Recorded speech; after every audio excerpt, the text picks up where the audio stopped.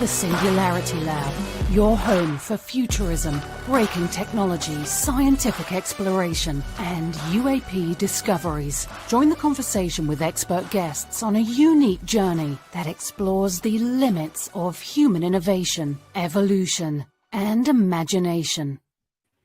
And we are live. Welcome, everyone, to the Singularity Lab, the show where we explore the intersection of society, culture, and human evolution through the latest advancements in science and technology. Joining me today is Brooks Lopez. It's amazing to have you here, Brooks. We've got a whole host of breaking technology items that we're going to share with you today. We're going to be discussing Apple's mixed reality headset as they begin to release that throughout the halls of Apple.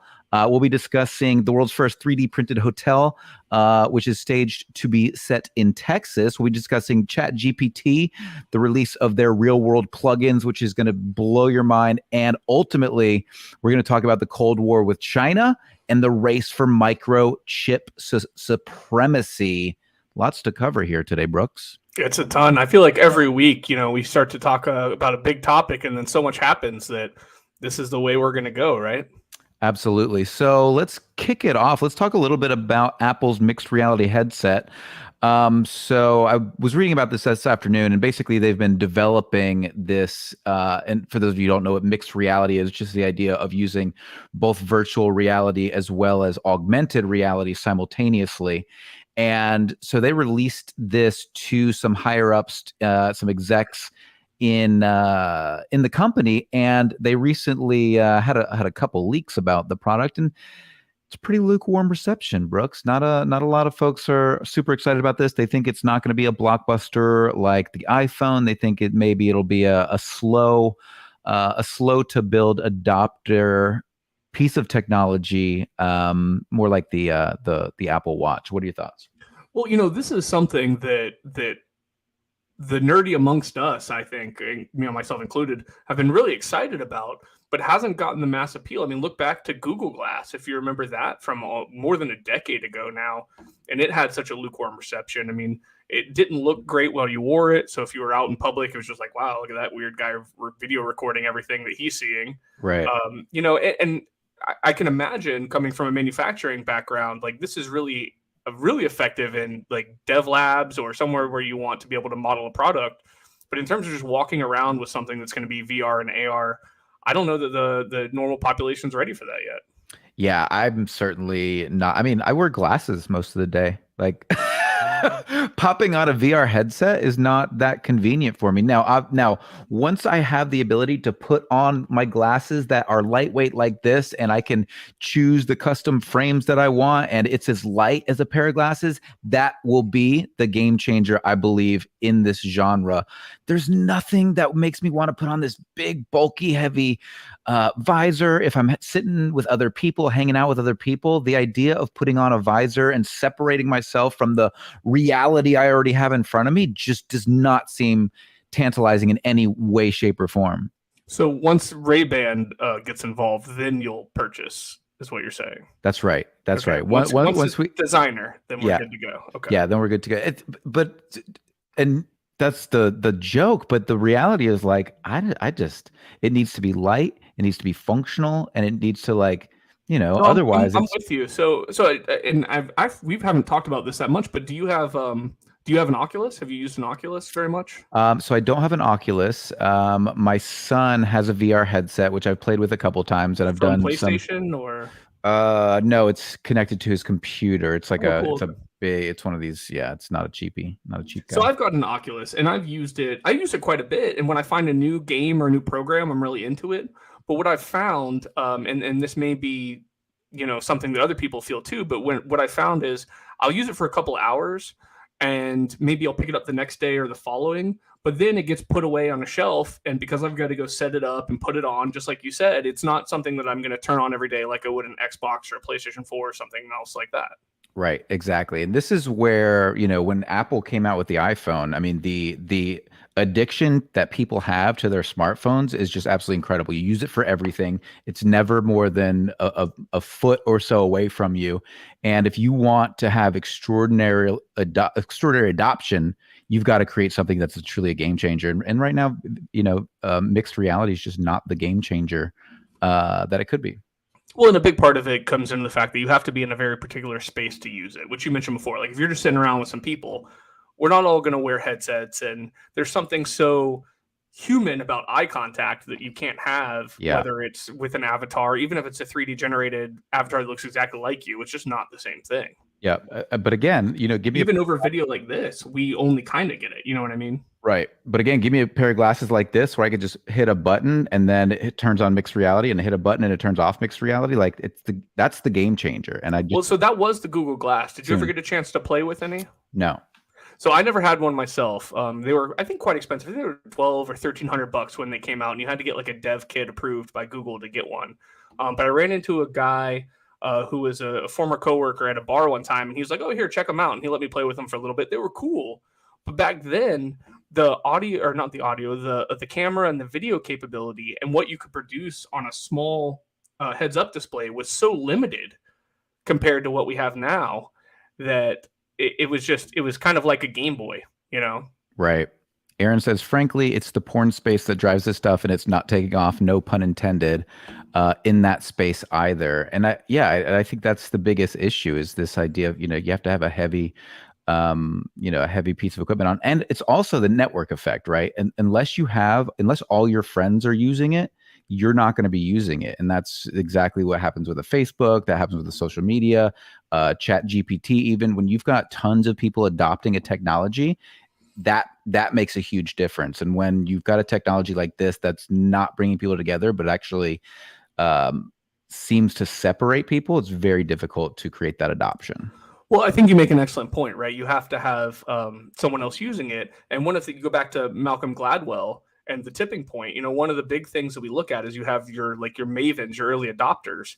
And typically those are going to be like the really cool people, and most of the time the really cool people, are not walking around with VR goggles on yet. I mean, they're not yet. They're not doing it yet. All right, let's kick off onto this other topic, which is pretty interesting. They're building the U.S. will soon be home to the world's first 3D printed hotel. And this is actually being built by a company that's been building small houses using 3D printing. And it's quite fascinating what we're starting to see. And I wonder if 3D printing, Brooks, is the future of tiny home construction, we talk about this incredible need we have for housing. We've got extraordinary homeless populations in major cities across the country, and we need to do something about it. We know housing is a big part of the solution. Do you think having these sorts of projects where 3D printing hotels gives people a sense of what these things are capable of, so then maybe we'll get some progress into actually addressing our homelessness issue and get some investors for sure? I think that's a smart way to look at it, Mike. Randy, can you bring that picture back up for just a second? Because are we sure that this is Texas and not Tatooine? It could be. It could be Tatooine. I'm not quite sure. I'm pretty sure.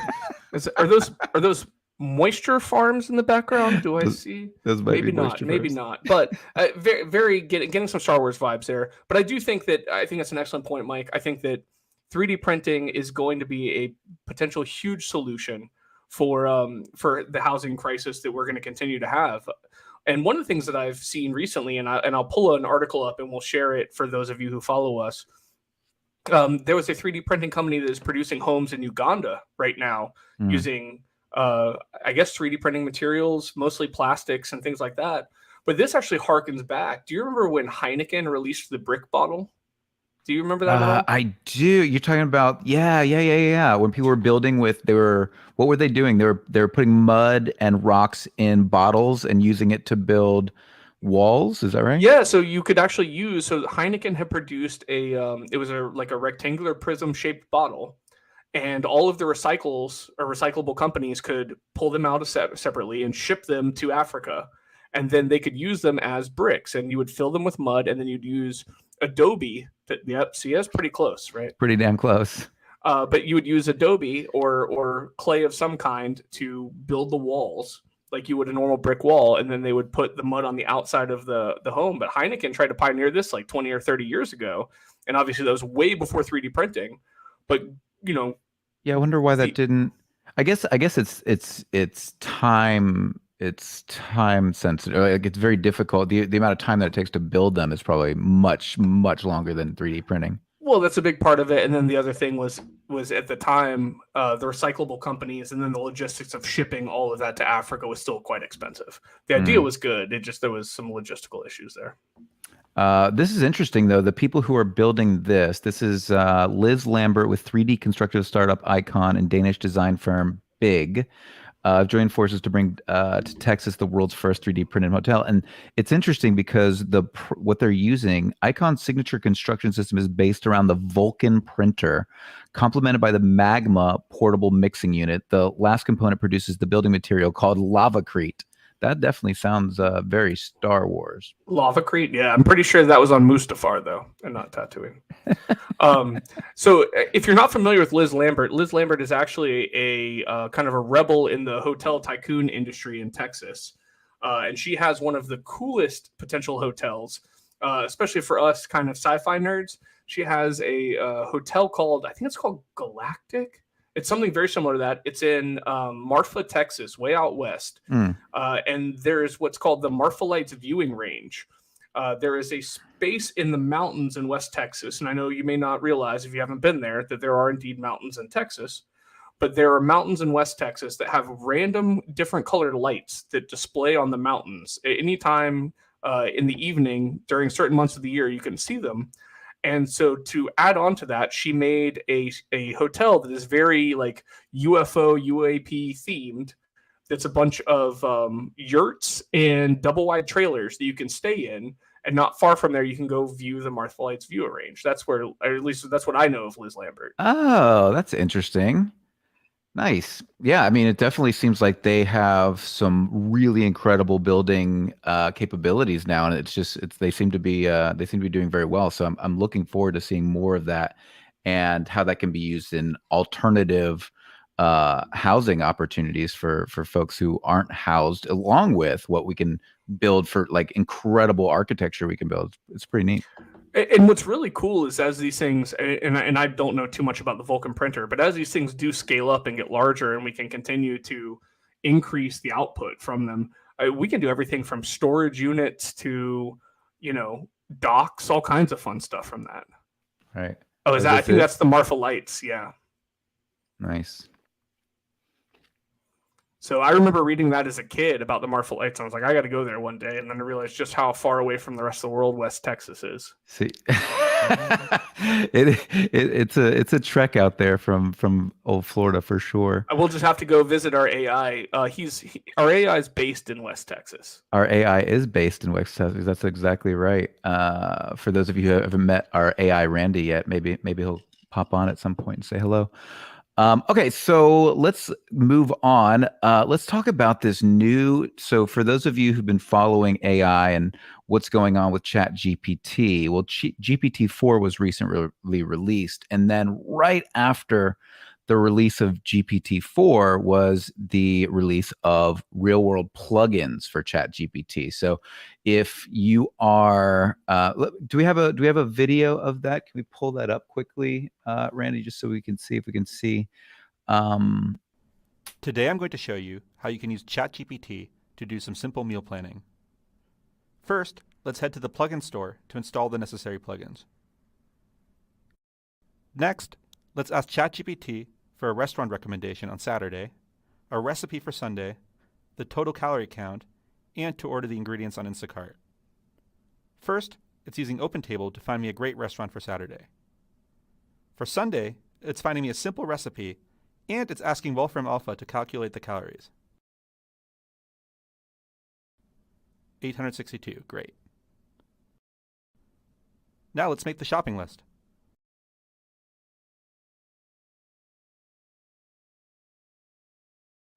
All right, all we have to do to order the ingredients is click the link.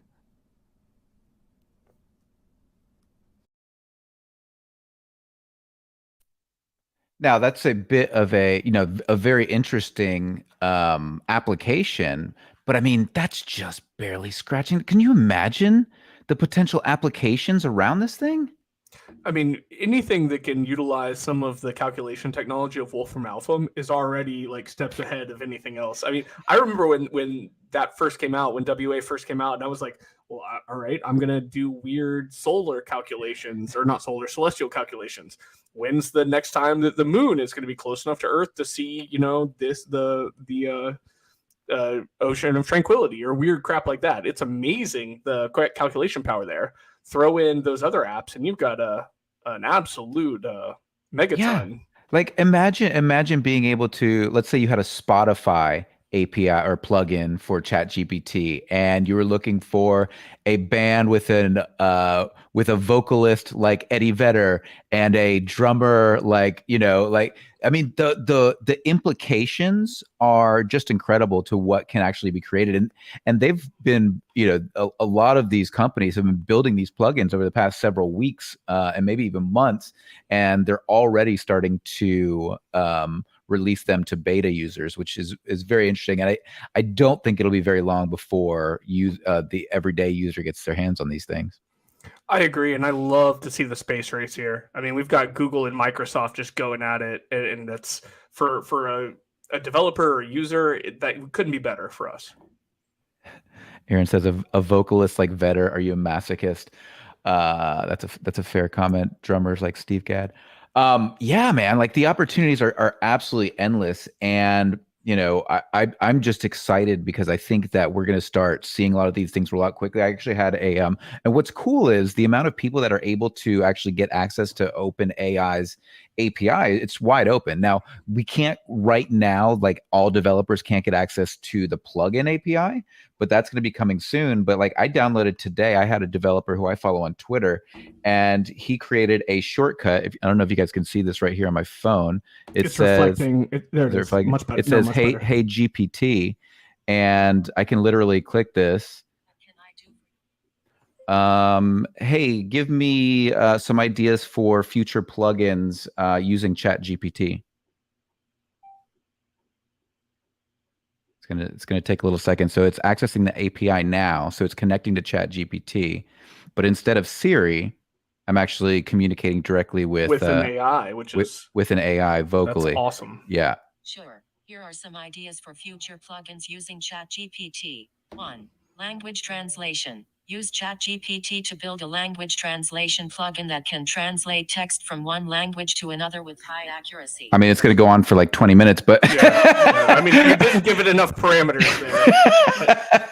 But in all reality, that's incredible. The computing power that's at the fingertips of just the common individual is so next level now. Yeah, I literally went in. I've got access to GPT4 through the Pro version, and I was asking it questions because I said, okay, if I want to create a personal assistant on my computer that has access to all of my notes, that can view all of my files, how would I do that? And it just immediately gave me like, well, here's your first 10 steps. And then I was like, break down step 1, and it broke down step 1. And I actually I learned over the weekend, I learned how to use my Mac terminal. So I was actually beginning to learn programming, just playing with this thing for 20 minutes. No, it was more like 2 hours, but like I was actually learning something because I was taking an actual application that I wanted to create, asking ChatGPT, and it starts walking me through how to download Homebrew, how to download Python on my computer. And I'm going, wow, like if I'm if I'm somebody, because I'm not a person who can just sit down and study code and then like go code. Like I need to be application focused. I need a project, and having that relationship, being able to ask questions and bounce things back and forth, and then it writes the code. But while it's writing the code, I'm learning about it. I mean, it's crazy wild. Well, and do you know how much that would cost you to have someone like real time give you that sort of support? It would be, I mean, you'd be paying $100 an hour, maybe more, for that kind of support. And you can do it now, despite that terrible voice coming out of your phone, for free. Yeah. Now, when it can be Samuel L. Jackson telling me how to, work the code, it'll be a lot better. But that's GPT-5. Yeah, we'll see that before GPT-5. I mean, we'll see that like in the next couple weeks. I mean, the way these companies are rolling stuff out, it's just crazy. It's And absolutely insane. that's the magic of the space race, right? Is when you have someone to compete against. And this has been the national anthem of capitalism for a long time. Is as long as these companies have to compete with each other, they'll perform better. The problem is that we haven't forced them to compete for a long time. Well, AI shoved a stick of dynamite up everyone's asses. I'll tell you that. Well, speaking of AI shoving a stick of dynamite up someone's ass, did you see what happened when Sundar Pichai actually asked Bard about, or no, I reversed that. He didn't ask Bard. Bard was asked about Google.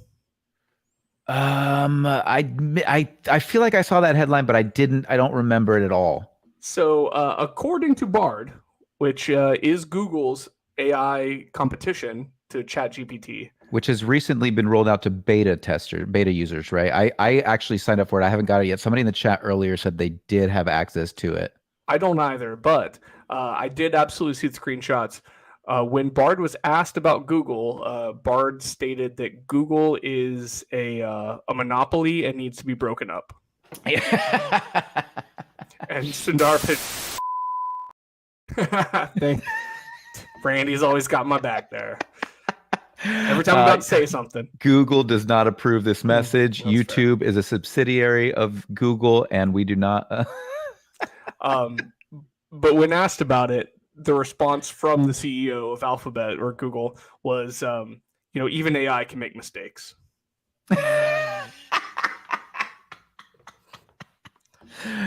It should phenomenal. It will be interesting. And I do wonder, the fact that OpenAI is having so much success right now in the AI space, I wonder if this actually,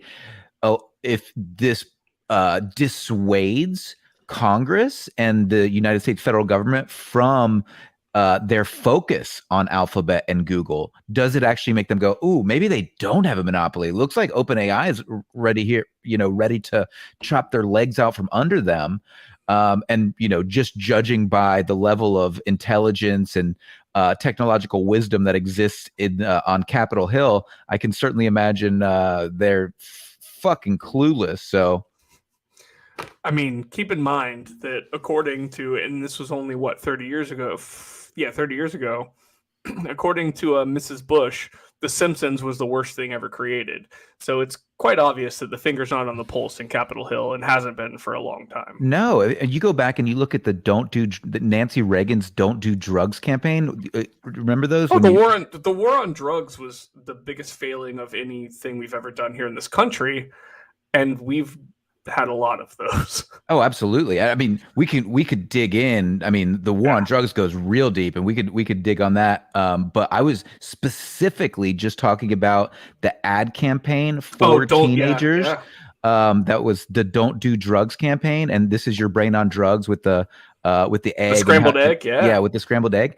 And they've gone back and looked at the results of that ad campaign, and one of the things that they found was not only did drug use increase after that ad campaign, they went back and looked at some of the causes for it, and they found that most kids weren't that interested in using drugs. Most kids between like 12 and 15 or whatever, they were focused on that age group, but because they saw those ads, they assumed their peers were interested in those drugs, and the social pressure created by those ads made them more interested in doing drugs. The false social pressure. And this is what's so interesting. And one of our Heya Denim mug just said, "I wish I still had my Dare shirt."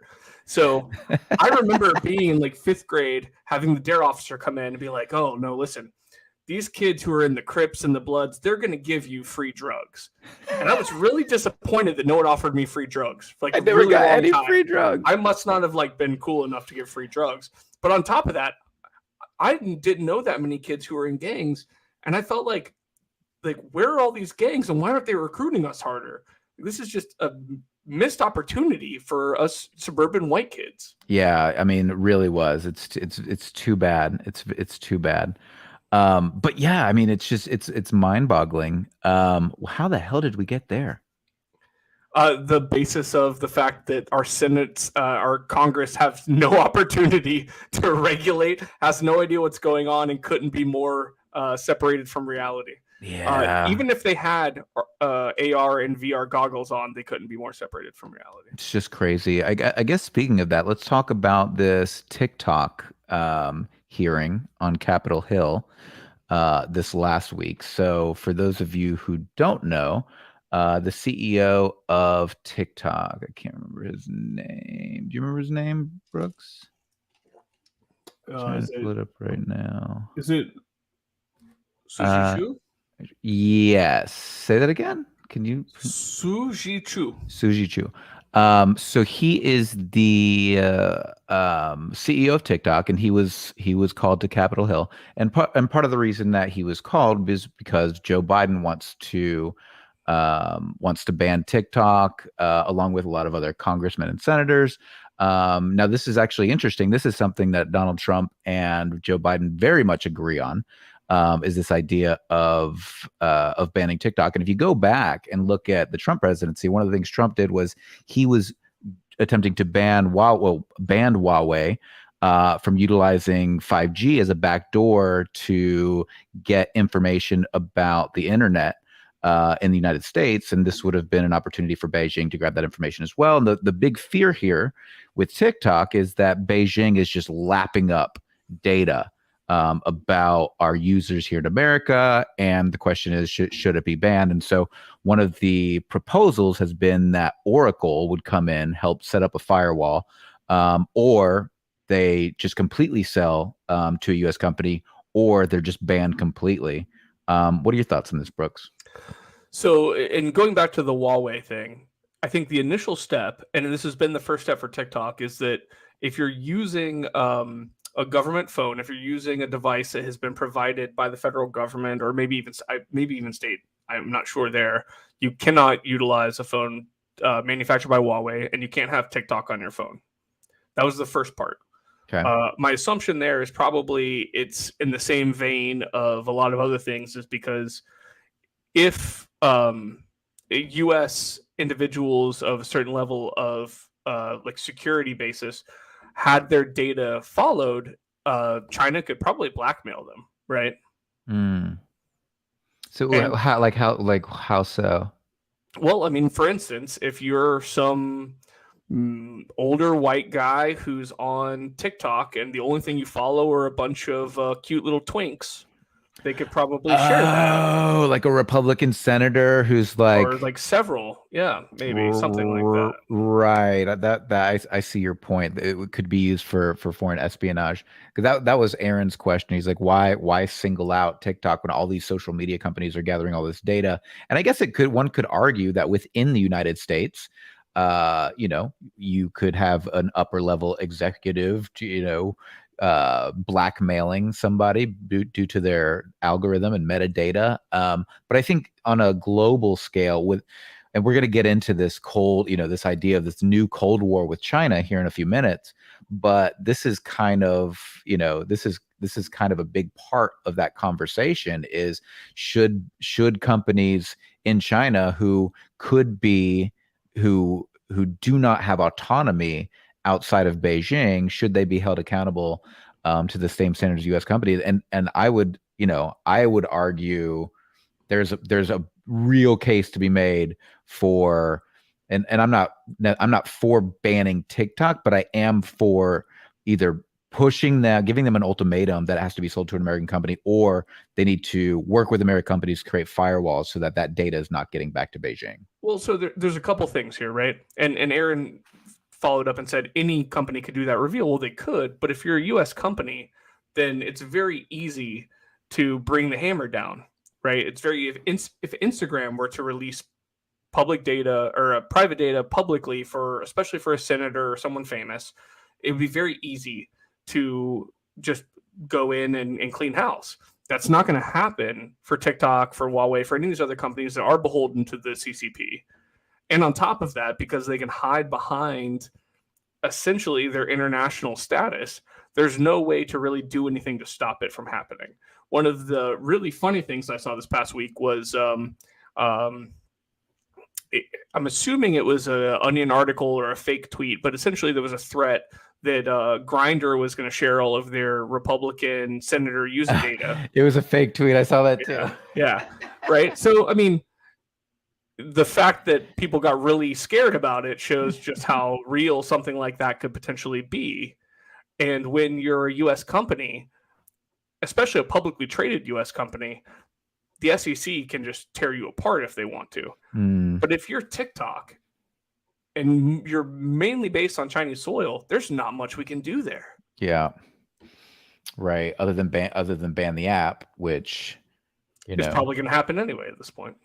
Yeah, I don't know. I actually doubt it. I actually doubt TikTok will be banned. I think there's too much. I think there's too many people who are relying on it financially. Like I think it's become a huge, like there are so many people who own businesses because of TikTok, who are build their organizations because of TikTok, who are really creating, lucrative online businesses now. I have a hard time thinking that they will ban it. But when you watch when you watch Congress berating the CEO, they have no idea. They literally, they just don't know it. And this harkens back to when Facebook, when Mark Zuckerberg spoke in front of Congress, and I think it was Orrin Hatch, or one of those guys said, Facebook's free, right? And then you go, yeah, well, Facebook's free. Well, how do y'all make money? And it's like, what in the ever-loving shit are you doing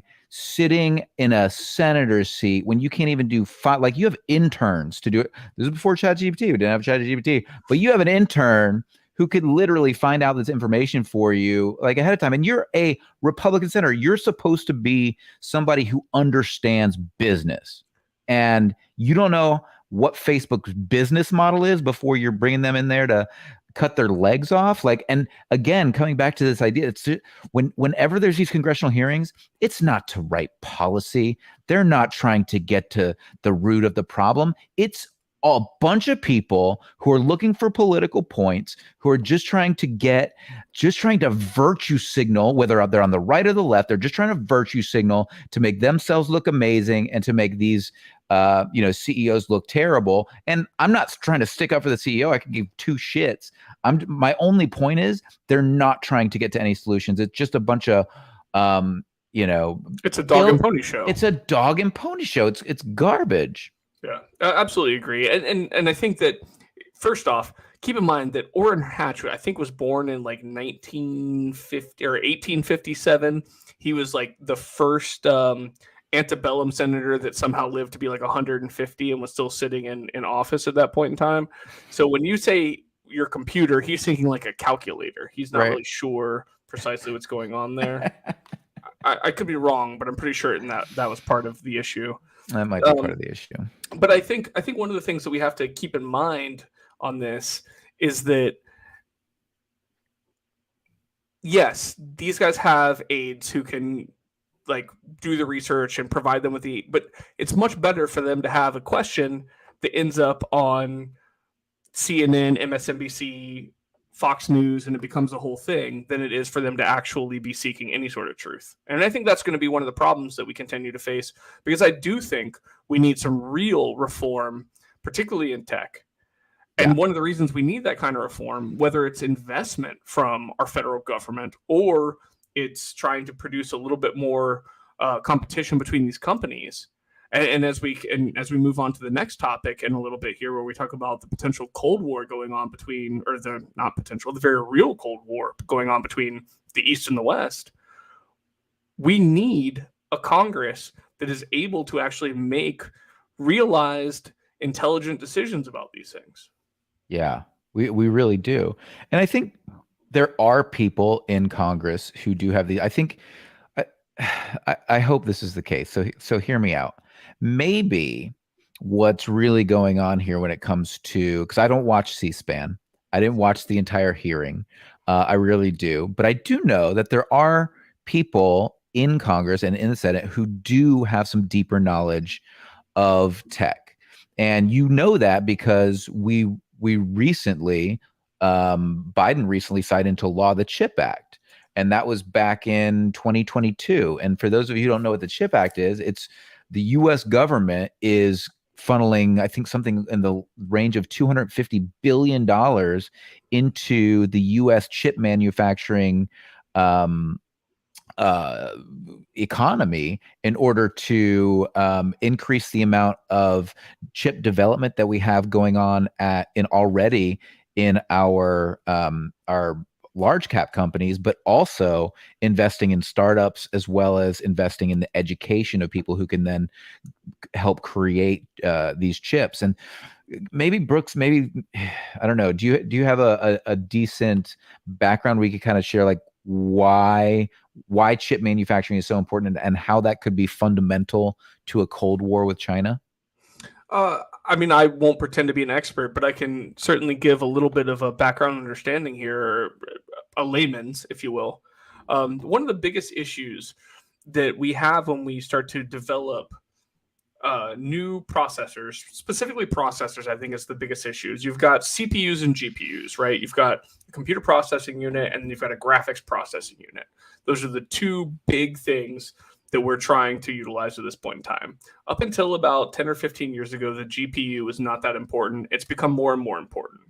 And one of the things that we've seen in the past 3 or 4 years with the popularity of cryptocurrencies, as GPUs have, the market for GPUs has gone through the roof because those are what do things like Bitcoin mining.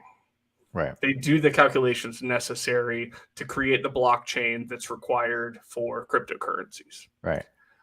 And one of the biggest issues or challenges that a manufacturer would face for both the semiconductor market and the market for producing the processors themselves is it's called micro manufacturing. These are very, very tiny chips that are being made.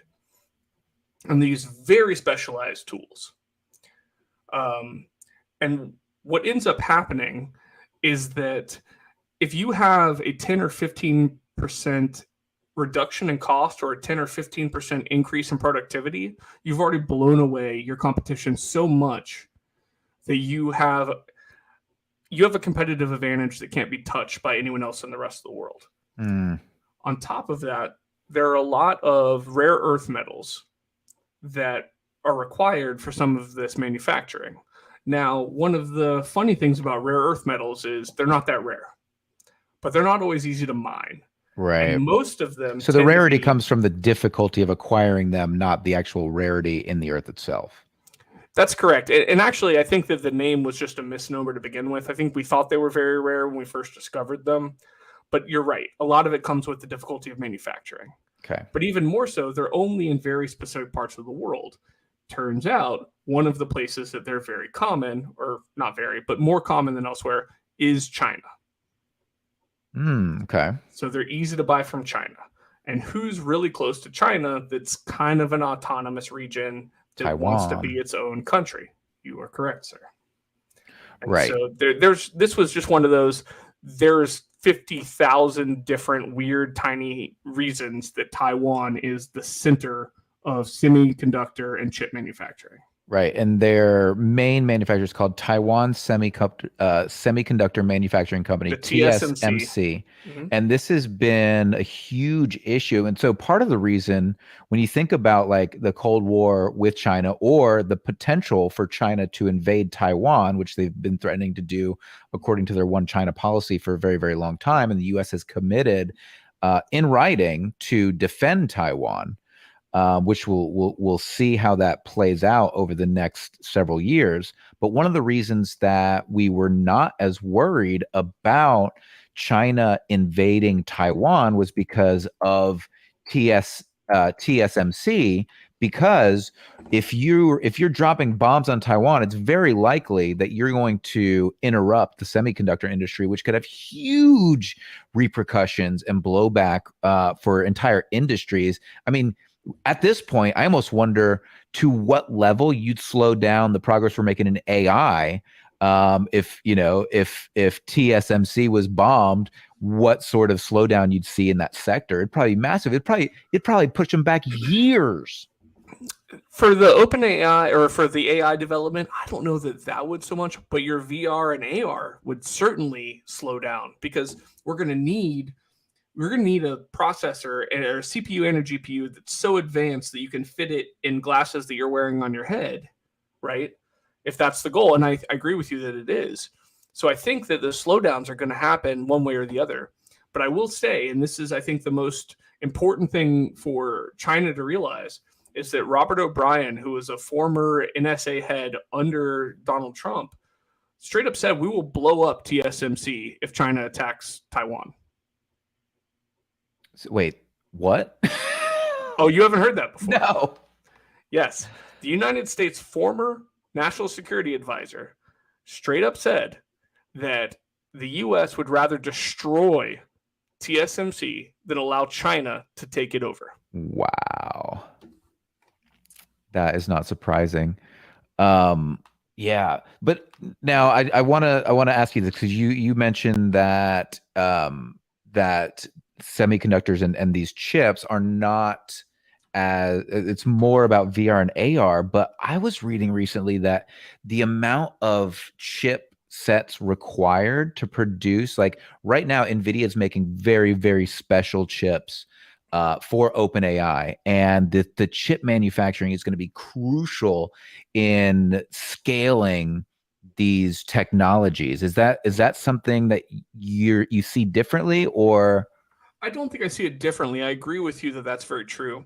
One of the things that I see there is that size isn't such a function, because these are chips that are going to go into a server room somewhere, and if they happen to be a little bit larger to have the same processing power, probably not a game changer, right? But for something that's a wearable, that's a usable device for an individual, whether it's your Samsung Watch, Apple Watch, your AR, VR, something that you want to be as light and as flexible as possible, that's where we're going to do. As Moore's law continues to grow up that hockey stick, right? That growth, that processing power and size are not necessarily seemingly indivisible from each other. That's what's going to get stopped and shut down by something like TSMC being attacked, destroyed, shut down, whatever it may be. But I mean, don't you think that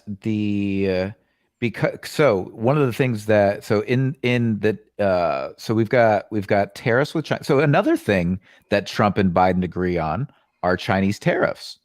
Biden has been very happy to continue what do we got here? Did this our just AI, happen? our local AI, Randy just pulled up Gordon Moore, Intel co-founder, dies at 94. The creator of Moore's Law, or the describer of Moore's Law, dies at 94. Look at that. Did that happen recently? I didn't even know he'd passed away. I didn't hear that either.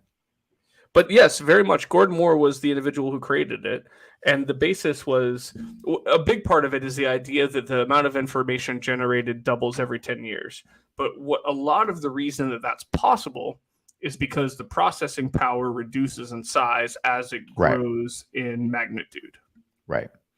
But going back to this idea of China not wanting to attack Taiwan because of the potential to disrupt TSMC, since the tariffs, TSMC is not actually allowed to sell certain types of microchips to China, back to mainland China, for AI development. And so the political theater on a global scale is getting very, very interesting. And we just saw Xi Jinping in Russia a few days ago, making friendlies with Putin. And so you're starting to see a lot of these powers kind of assimilating together. It should be very interesting. How is Russia a key strategic partner in the Cold War against the US? Like, where? So allow us all. Let's take 5 seconds. Let's all put our aluminum hats on. Okay, putting an aluminum hat on. Got it. And let's move back about 18 months. Okay. China has seen a growth in their economy, significant growth in their economy for at least the past 2 decades. They have gone from a devastated nation with a huge poor population to a manufacturing super hub, probably the greatest or literally the greatest exporter on the planet. But even more important to Xi Jinping is that you've also seen an increase in defense spending in South Korea, a South Korea that's growing, their economy is growing, a defense spending increase in Tokyo, an economy in Tokyo that's growing, and then the ANZAC, which is the basically North America, well, us in Canada, Australia, New Zealand, South Korea, and Japan, and the Philippines even, and Singapore, that are determined to protect coastal waters from Chinese nationalism. Right. So China, if they could make one move that would be a game changer for them, it would be to control Taiwan. It would be the biggest game changer on the planet. There's nothing any other nation could do in a short amount of time to make as big of a step as that would be.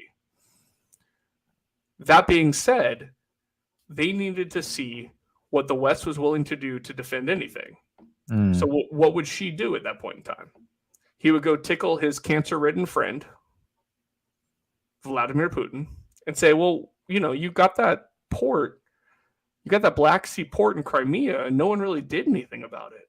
What if you just went and tried to take the rest of the Ukraine? Let's see what the West does. Now, obviously, that's not what he said. He basically just told them that we would protect you and defend you, and they didn't. But my assumption, again, we're wearing our aluminum hats here. My assumption is China, being a replacement trade partner with Russia for the U.S. and Western Europe, because they need so much, particularly in fuels and natural gases and a lot of the other things that Russia's sending out, convinced Vladimir Putin to just go attack Ukraine and see how it goes. And what turned out was the West was not going to put up with it. And that's one of the bigger reasons why China hasn't made a move on Ukraine. After what happened in Hong Kong, or Taiwan. But the fact that what happened between China and Hong Kong was so swift and had no response, but then Ukraine happened, they're terrified to go to Taiwan now. Just a massively different response. You're absolutely right. I mean, it was, you talk about, like, we did nothing. The United States did nothing about Hong Kong. But we didn't have any I'm so pissed off about it. In all honesty. But I mean, so am I. But the reality is there is no political will. There is no economic advantage. Whereas Taiwan is a completely different beast. I mean, again, coming back to, I think it's so important to come back to why the CHIPS Act was passed and why the U.S. is looking to create global supremacy when it comes to the chip manufacturing, and why it's such a huge deal. What do we got here on the screen? Randy, our AI, put up a fact sheet: trilateral Australian, UK, US partnership on nuclear powered submarines. So Australia is not a nuclear power, but they're a commonwealth of a nation that is a nuclear power. And there are very, very strong military strategic alliances between ourselves, Japan, South Korea, Australia, New Zealand. And so essentially what he was putting up, and I haven't read that specifically, but my assumption is that we are utilizing Australia as a base of effort for our nuclear subs. There is not a single part of the world that cannot be hit by an ICBM that comes out of a nuclear submarine that the United States owns.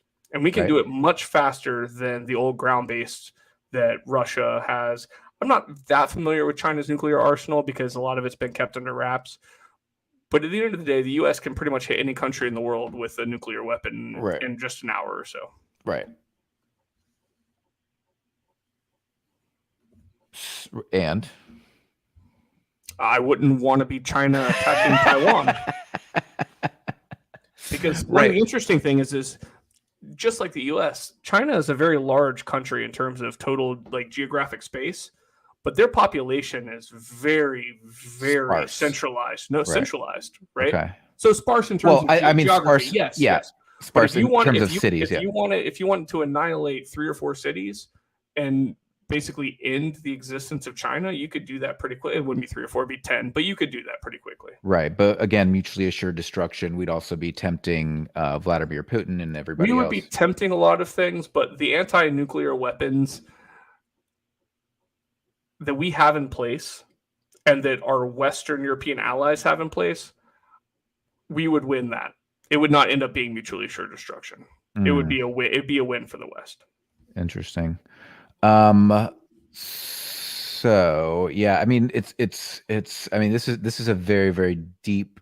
It is, and it gets like full on risk, right? Like we start to consider some of the other things that are happening, the interference between Russia and like Hungary, Belarus, Georgia, that part of the world, the Balkans, what's going on, bringing our other two friends in Scandinavia into NATO. I mean, this is going to continue to be a galvanizing force for the rest of the world.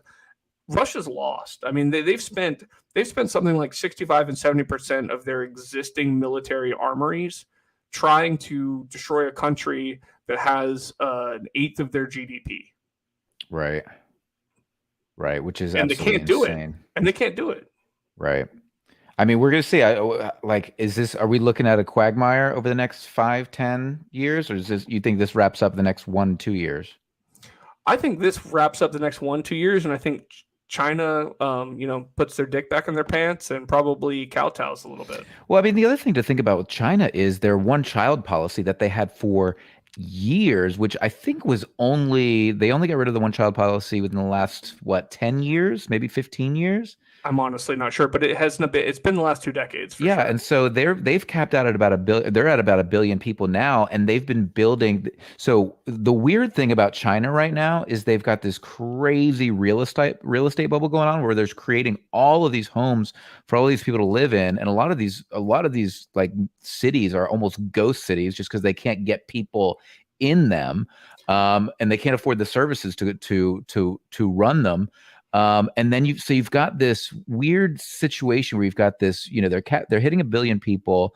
They've got the one China policy. Now all of the middle class is aging up, and you've got all these people retiring, and you're not going to have a younger workforce coming up behind them. So you're going to see population decline. You're going to see a real estate bubble in China. And then, if the US wins this chip manufacturing war and wins the AI race, the West is in good shape. I think so, but at the end of the day, one of the things that's going to be really important for us, I think, is to maintain a good relationship with China. There's really no major reason, from whether it's an ethical standpoint or a moralistic standpoint, there's no reason the East and the West shouldn't get along. I get that Vladimir Putin wishes for the old days of the USSR. I mean, this is a former KGB agent who remembers the high days of the Cold War. But at the end of the day, we are so close to removing scarcity as an instance from our globe, right, that there's no point that we can't leverage what China does well while providing them with the income they need so that they can help build some of these cities and move the people of their own nations out of, the Wuhan and Shenzhen and some of these other cities that need to move, because they're just so overpopulated. So there's no reason we can't help with that. And there's no reason that China and Xi and his kind of global aim is any different than what we want to do. I mean, imperialism is going to be done for the most part, as far as we will see it in our lifetimes. I truly believe that. Yeah, I mean, I would have completely agreed with you before Russia invaded Ukraine. I was actually convinced we were not going to see any more large-scale geopolitical ground warfare ever again. I thought we were tanks past are done. that. I said that myself, and I was wrong. It turns out tanks were done. They don't do shit anymore. But the irony behind all of this is that there are so many people out there who they genuinely believe that something bigger is going to come of this, that it's going to turn into World War III. China is the only country in the world, besides maybe India, that could put an effort up to fight the West. And China knows that not only is there no winning that, there's nothing to gain from it. Right. And India and China are certainly not going to end up teaming up, because, I mean, we've seen what's happened in the in the mountainous regions, where you've seen this, they're no longer allowed to use firearms to combat each other. They have to use melee weapons. Have you seen any of this? I have not. No. So there are. What is that? What is that? Some sort of melee agreement? Like what? It's a de-escalation policy because they're both nuclear powers. The last thing they want is to nuke one another. Right. So we're in the mountainous regions between China and India. There are groups of people who are just literally punching each other in the face, hitting each other with clubs, swords, maces. It's gone full medieval in that region. It's crazy. It's cool. I mean, well, it's not cool. That's not cool, but it's unique, I should say. Right. I mean, it's definitely a very different world today where I saw us heading. But the U.S. and China have had mutual a mutual beneficial relationship for a very long time, financially, politically. It just made sense. And the more bizarre things get, this whole race for chip manufacturing, in order to be the dominant AI and military, because AI, I mean, you talk about military might, AI is critical. Of course, in the next, you're using a drone army, absolutely. Yeah, it's going to be absolutely critical. So it's but okay, so let's put I don't think there's any definite answers. I don't think there's anything there's nothing we can say that's definite today, but it is hugely important to keep a close tab on this. Nothing definite, but let's put the chips all down on the table, since apparently I'm a propagandist. That's the best comment I've seen today, by the way. Which one? Oh, hold on, let's find 𝐃𝐀𝐓𝐄 says talking about Brooks, this dude is a propagandist. Ukraine already lost. Anyone who listens to him is in for a rude awakening. Okay, you want to respond to that? I have nothing to respond to. Okay.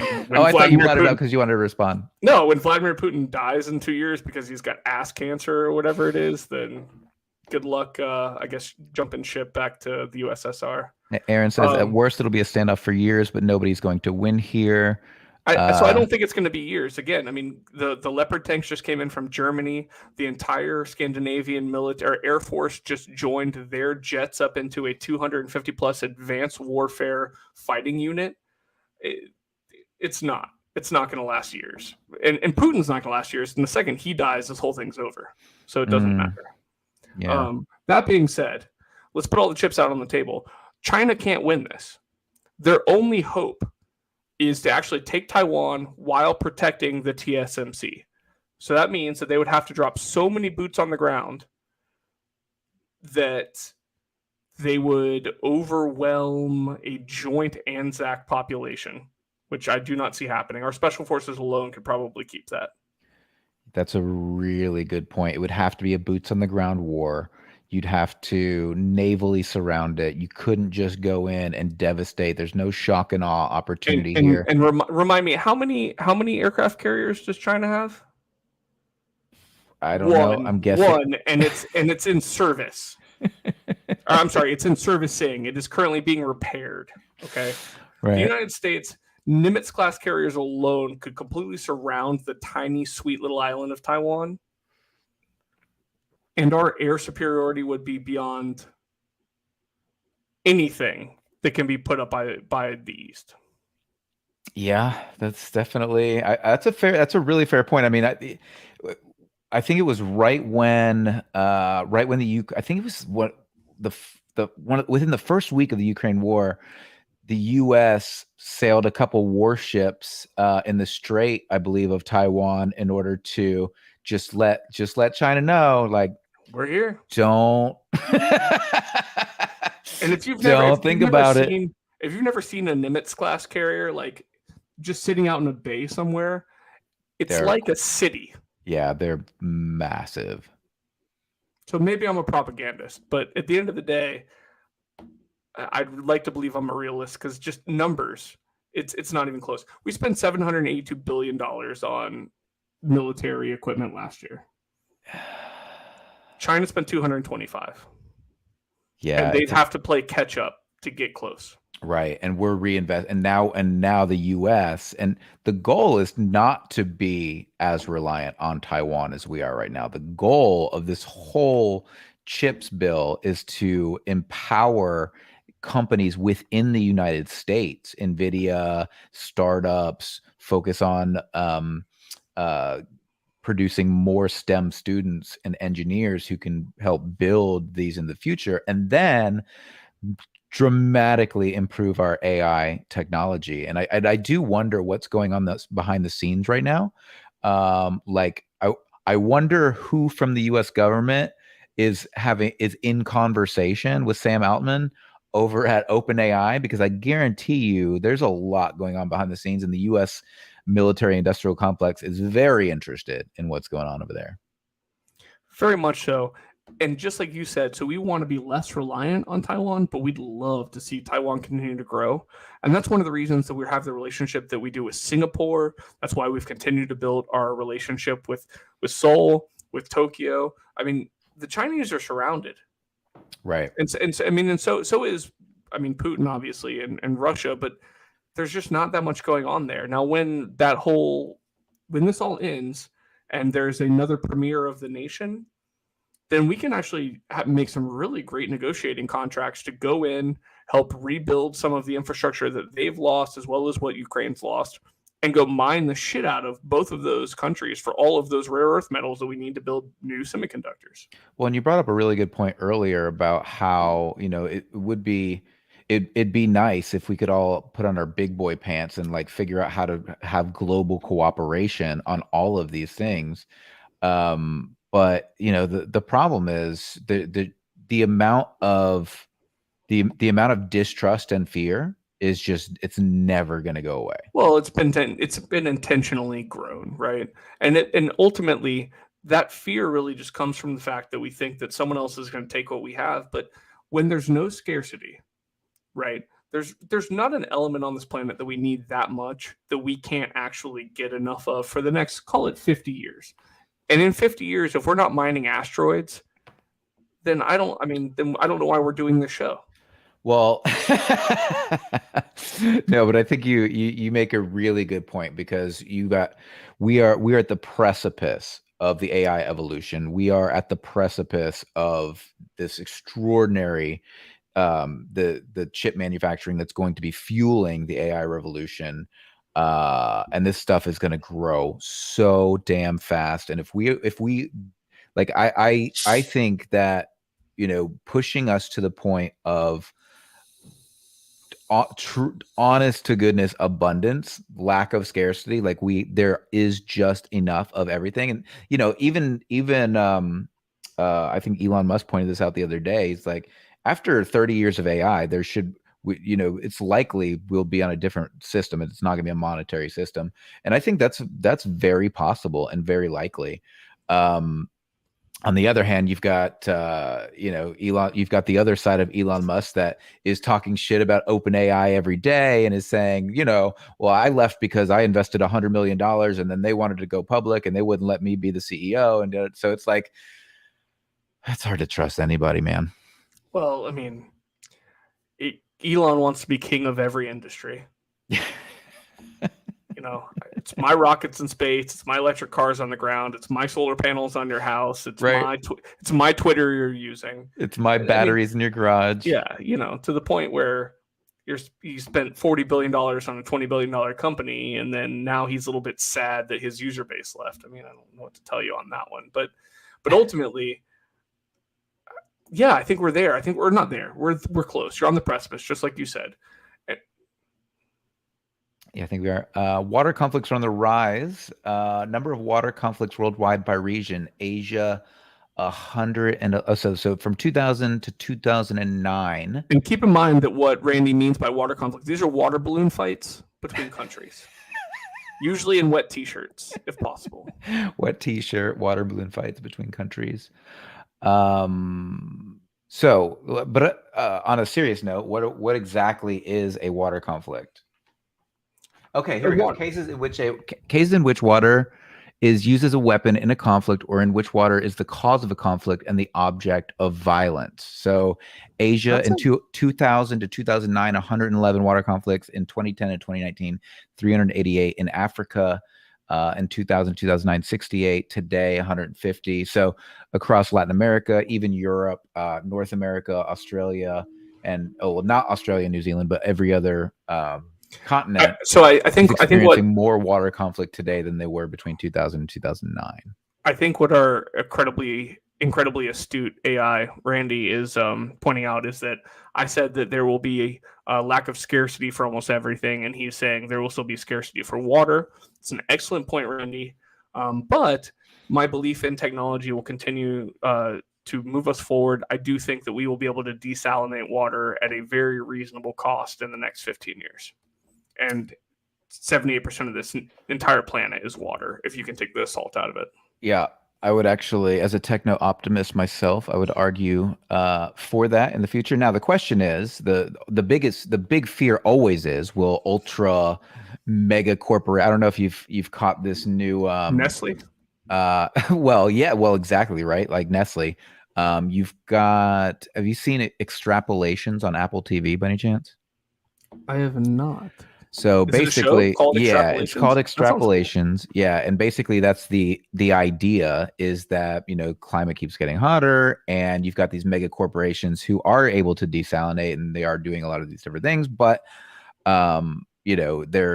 they're still at the whims of capitalism. There's still scarcity. This is the fear.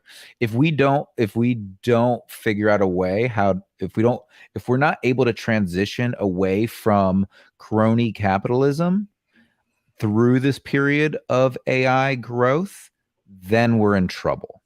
Right. Well, sure. But we had electric cars in the 70s, and it was very easy for oil companies to use their lobbying resources to annihilate them, right? It was whatever happened to the electric cars, a great documentary about that.